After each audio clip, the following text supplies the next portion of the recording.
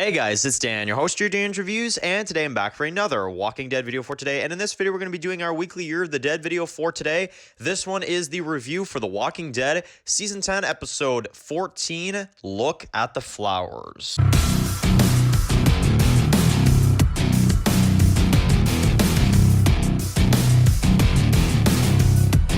Okay guys, this is going to be doing a review for today. This one's going to be doing a review for The Walking Dead. And in today's video, we're going to be doing our throwback review for this week's episode for the Year of the Dead series for The Walking Dead. This one is for Look at the Flowers. So, man, this is a really great episode. One of my favorites from 10B.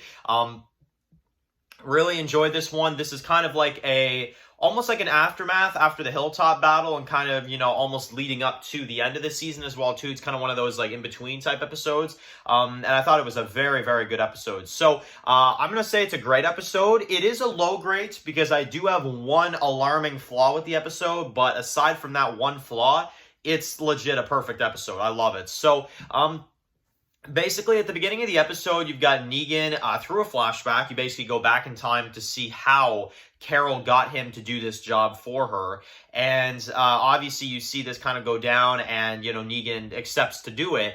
But Carol says, I want you to do it fast. So then you get Carol that basically decides, as she puts Alpha's head on a pike, total revenge on Alpha.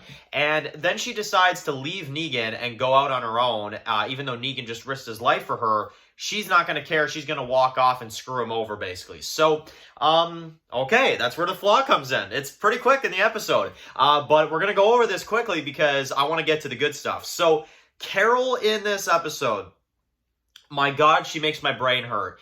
She literally screws over Negan when Negan went in there, risked his life, killed Alpha, and Carol's like, I don't care. I'm just going to leave, because that's what I do. I'm Carol. That's what I do. I just leave all the time. So, basically, she goes, and throughout the whole darn episode, you've got a hallucination of Alpha following her throughout the whole way, reminding her of Lizzie and her kids and everybody else she's lost and all this stuff. And it's just like, my God, man, we didn't need this. We really didn't need this, honestly. And you know why I say we don't need this is because by the time the episode ends, she just goes back with the group anyway. So it literally is a filler plot just to fill out time. Really weak, honestly. However, it's the only flaw this episode has. Now, aside from that, let's talk about the good stuff. So, Eugene lets everybody know that he's been in radio contact with Stephanie, obviously, and this is when everybody's kind of concerned. And you get Eugene, you get Yumiko, and you get Ezekiel that ride out and basically are going to go meet Eugene's radio girlfriend. And I actually really like the scene between Ezekiel and Jerry when they kind of, say their goodbyes and stuff. I remember back in the day, I thought this was going to be the last time they see each other, but luckily that's not the case. Luckily, this was just kind of like a fake out type of thing. But they don't see each other for a while there after this until I believe like season 11, episode 10, if I'm not mistaken. From here to there, I don't think they ever saw each other. So that's, that's definitely a while still. So it's a good kind of like farewell for those characters, at least for the next little bit, right? So, because we got to remember when this episode came out too, like early 2020, and now it's early 2022. So in our real lifetime, it's been 2 years since, Jerry hasn't seen Ezekiel. So, or, vice versa. So that's kind of cool. But I do like that scene quite a bit.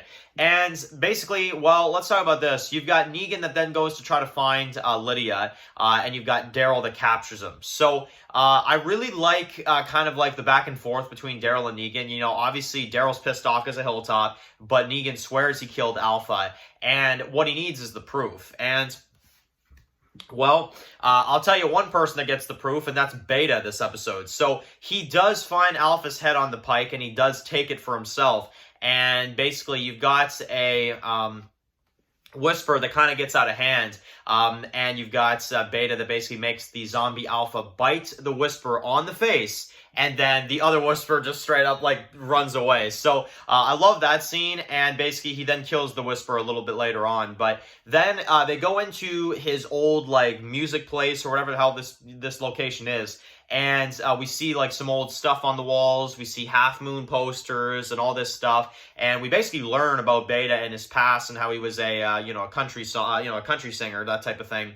And Yeah, I definitely think that this episode for Beta was really interesting because throughout the whole episode, he's kind of building this herd up. You know, he's trying to, round up as many walkers as he can. And you've got this like moment where he's like standing over the balcony and he's like doing this, he's looking down at his herd and he even kind of cracks like a small smile and stuff. And I'm like, oh man, he is freaking creepy. I'll tell you that, right? But anyway, you've got that. He then, well, let's talk about what he really does. He chops off Alpha's face and adds it to the part of his mask that was ripped off. And he is now almost like a half moon, if you will, half moon type face. But he's also the Beta and the Alpha in one. It's so cool. And he marches out there with the dead and he, does what he needs to do next. So Beta definitely had a big plot in this one as well, too. And I really, really enjoyed that part of it as well. Now, let's get to the best part of the episode. You've got Daryl in this one who then, wants to see it for himself. They go to the Pikes and Negan's like, I swear to God, the head was right there. Obviously, it's not anymore because Beta took it. But then they get surrounded by Whispers. And at first, you kind of think like, oh crap, Daryl and Negan are going to have to like fight them together. And then you kind of got a bit of a twist in there, which is them saying that we kneel to the new Alpha. You took out the old Alpha, so you're now the new Alpha. So we're going to kneel to you. And I like when Negan kind of looks at Daryl and he's like, huh, yeah, all right, that's what we're doing. So, you can kind of tell like there's a moment there where Negan actually enjoys the power. That's why he kind of likes to kind of let it drag on for as long as he wants it. He's just like, yeah, so I'm the Alpha. So why is somebody that's most certainly not the Alpha holding the badass shotgun? And I like the whisper. He's like, oh, you know what I mean? He's just like, oh, sorry, and he gives him the gun. And basically Negan, points it towards Daryl. And Daryl's like, oh, you should probably shoot me. And that's when you get the twist once again. He's like, don't threaten me with a good time. Bam, Daryl hits one. Negan tries to shoot the other one. He's out of ammo. He's got to friggin' slash him with his knife, and they take them out. And what is the first thing Daryl tells him? Untie me, asshole. So, love that. Absolutely amazing stuff. And you got Negan that saves Daryl's life, and that's how that whole thing goes. And I really like it. I think their dynamic in this one was really good, especially when they're kind of like sitting there too and they're kind of waiting on Carol and, he kind of, tells them how bad it was sitting inside the cell for 7 years and, man, it sucked, and stuff like that. I loved it. I thought it was really, really good. And there's kind of a truce made between the two of them, I'd say. So, yeah, that was really, really good as well too. Carol comes back home, stuff like that. And then, well, let's talk about the last plot in this one, which is Eugene and them. So they run into a few walkers, of course. You've got Ezekiel that's still not exactly doing so well because of the whole cancer thing. We do see one of the horses die. It's Ezekiel's horse. Ezekiel almost feels like he, maybe should like kind of give up in that moment. And, Yumiko kind of snaps him out of it, which I thought that was a good moment for Yumiko when she kind of says like, we need the man that, built a kingdom in the apocalypse, so that was really good on her part. And, well, then they only got 2 horses and they go into the city and, you got, the destruction and stuff like this. And then you start seeing like officers like that are walkers giving people tickets and stuff, and you can kind of tell like this is rigged, and it's kind of like it kind of really throws you off a bit at first. And well, us comic readers at the time, we kind of knew what this was going to be, but she shows up and they have this big zoom in as she's like, oh my god, hi. So yeah, and you kind of got like this cliffhanger, and I love the shot too where you see her standing there and they're all just like looking at her and they're just like, what the actual hell. So I love that. I thought that was amazing. So like I said, this episode is legit perfect. I think this episode is damn near perfect. The only thing that I would take out is the Carol and Alpha stuff, which narrows it down to about a 9.5. But, like, I can't even take a full point off of this because, honestly, everything else in the episode was fantastic. Honestly, it was fantastic. The music was amazing. It was a great character episode. It basically did everything we needed for it to do. And, honestly, it did more than I thought it would do. And, yeah, I thought this episode was absolutely amazing. So, let me know in the comment section below, what did you guys think of Look in the Flowers?